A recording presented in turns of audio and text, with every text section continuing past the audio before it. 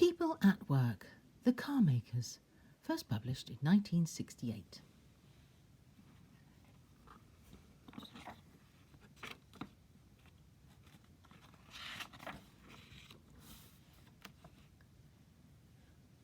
Motor cars were first made in England just before 1900.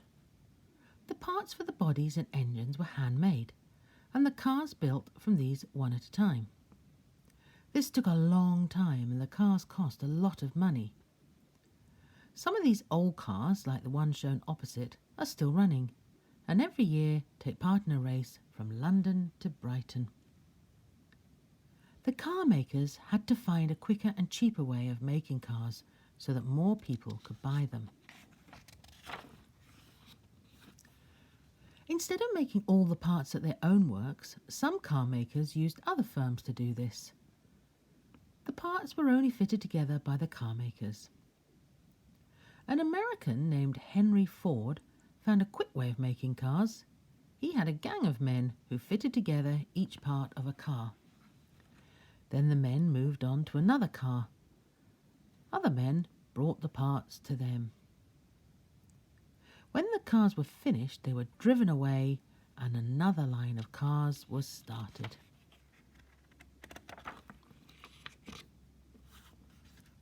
Today, the cars are carried by a moving track. This is quicker than having men move to the cars. Modern car making works are so large that each one is really a lot of factories close together. Thousands of men and women work in each factory, making and assembling the many different parts of cars. As well as factories, there are blocks of offices. Men and girls work in these, taking in orders for cars and planning the work in the factories. Their work is just as important as that of the men who make the cars. While the workmen are making thousands of new cars every week, other men are busy planning new models. When it is decided to change to a new model, a lot of extra work has to be done in the offices and factories. Many alterations have to be made to the machinery in the factories. Even factories a long way away might have to make alterations if they are to supply parts for the new model. The changeover to a new model can cost as much as £2 million. Engineers try to make better engines and better brakes. Designers think about what the outside and inside of the cars will look like.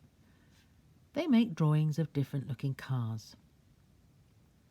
Before a new car is built, small clay models are made. After this, a full-size mock-up of the car is made of wood. When everyone agrees about the mock-up, a full-size car is made. This is called a prototype. The prototype is tested and changed until it satisfies the designers. The new car is kept a secret all this time. The only people who see it are those working on it.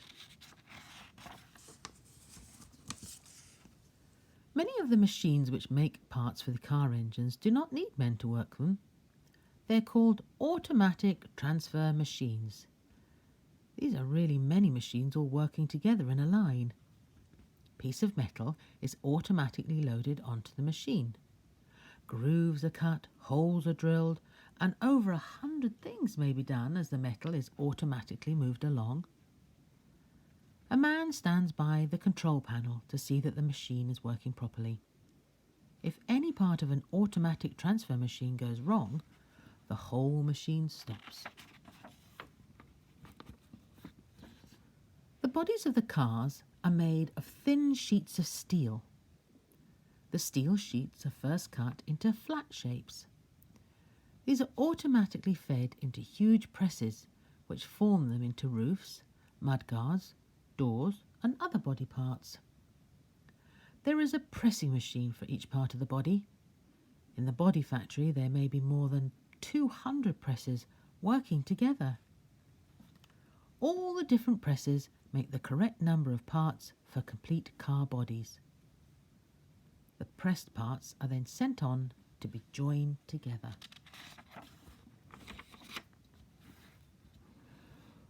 pieces of a car body are joined together, men called welders do this. They use very hot flames that melt metal. The bodies travel along a moving track and pieces are welded on as they move along. The welders wear dark goggles. These protect their eyes, which would be damaged if they looked at the bright flame. Rough patches are made smooth by men using grinding wheels. The bodies are then bare metal shells, which have to be made ready for painting.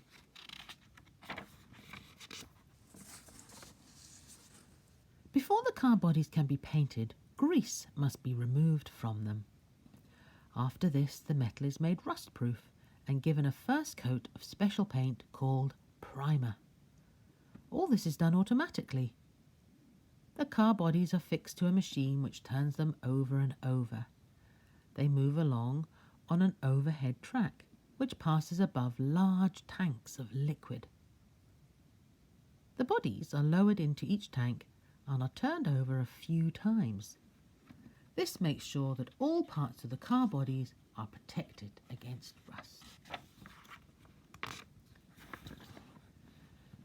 At the end of the track, all the car bodies are the colour of dark chocolate. They are then ready to be painted. Men have to do this. The men use spray guns to put on the coloured finishing paint. They work in a specially made tunnel. Air is blown into the tunnel so that the men do not breathe in the fine paint spray. This would make them ill and damage their lungs.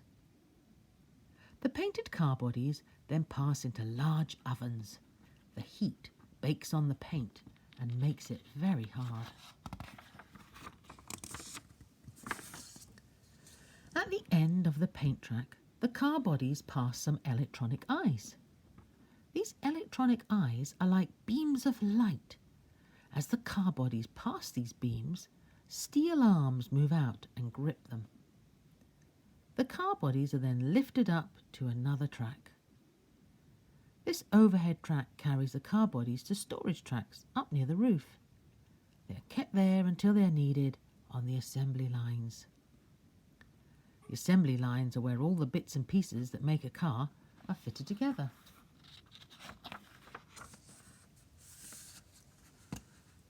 The engine-making workshop may be a long way from the assembly line.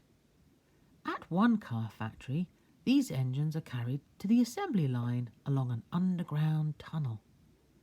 The tunnel is brightly lit and has 6 overhead carrying tracks. 3 of these tracks carry engines and 3 carry back the empty engine holders. While they are still underground, the engines are taken into large storage bays. When they are needed, the engines are automatically taken out and lifted up to the level of the assembly line.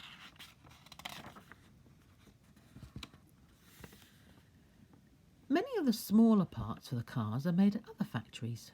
Parts such as windows, door handles, speedometers and wheels with the tyre on are brought to the factory in large trailers. Men driving forklift carrying trucks unload the parts. All the bits and pieces that make each car are collected together by men and women. The parts are put in large metal trays called pallets and stacked ready for the assembly line. All the parts that come in on one day are used up on the next. Car orders from all over the world are collected at one office. These orders are sorted by girls using machines called computers. Girls in the office use a machine called a teleprinter to send printed messages to the storage bays. Workmen start the car parts moving towards the assembly line. The correct body, engine and pallet of parts all meet there. A man gives out metal plates with the engine and body numbers on them. The numbers are the same as those on the order sheet. These plates are fixed on the car. The car bodies are put on a moving track called the trim line. As the bodies move slowly along, groups of men put in the fittings. One group puts in the dashboards. The bodies then move on to another group of men who put in the windows. Another group puts in the steering gear, and the rest of the parts are fixed by other men. Each group fits in a few parts. The power tools that the men use are driven by compressed air. At the end of the trim line, the bodies have been fitted with all their parts.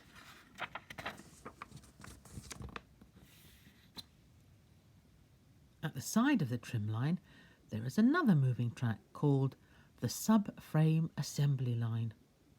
On this track, groups of men build up the bottom part of the car. They also fix in the engine.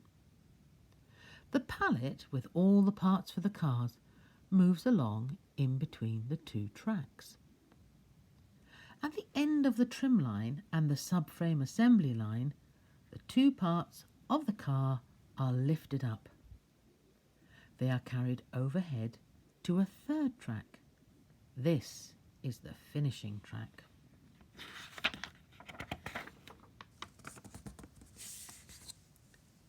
The finishing track runs above floor level so that some men can work underneath the cars and others work inside them. On this track, the car bodies and the bottom parts of the car are joined. Men put on the wheels, and these have come from the tyre makers, and the tyres are already blown up. Other men connect the controls from inside the car to the engine and the brakes. The end of the finishing track slopes down to floor level. There, a group of men takes over the cars for testing.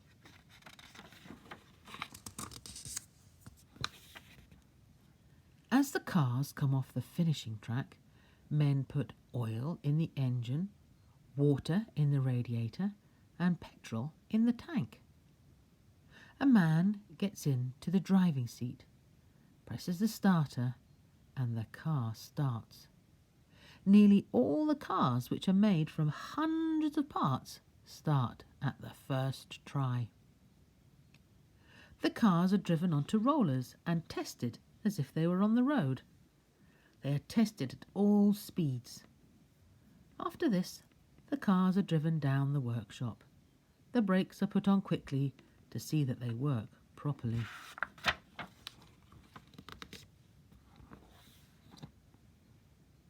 The speeds of all the moving tracks in the workshops are controlled by a computer. This makes sure that all the parts for the cars are needed at the right place when they are needed. A man in a control room can see if all the tracks are working properly. He looks at a large glass screen on the wall. On this screen is the plan of the tracks. Each track is lit in a different colour. If a track stops, the man can see where the trouble is and have it put right.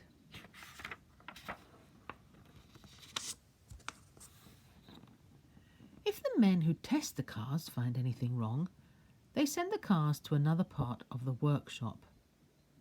After these cars have been put right, they are given another test on the road.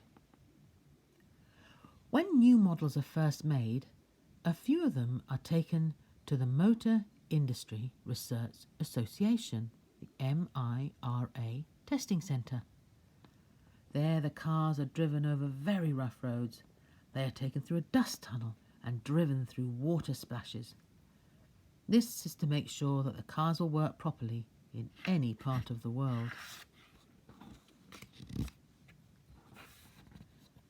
When the cars are finished, they are ready to be sent to the car dealers who sell them. Sometimes the cars are driven away. Some are taken to a collecting centre and put on special car carrying trains. Most of the cars are taken away on car transporters. One driver can take away 8 cars, or more if he has a transporter with a trailer. The cars made at a car factory are not all sold in this country. British cars are sold in nearly every country in the world. cars that are made for other countries are not the same as ours. The steering wheel and controls are on the left-hand side. The lights are different and special glass may have been fitted. Many of the cars have to be taken a long way by sea. Men give these cars a thin coat of wax to protect the body from the sea air. Some cars that go to other countries are not fitted together. The parts of the cars are sent in large wooden boxes. These parts are put together when they arrive.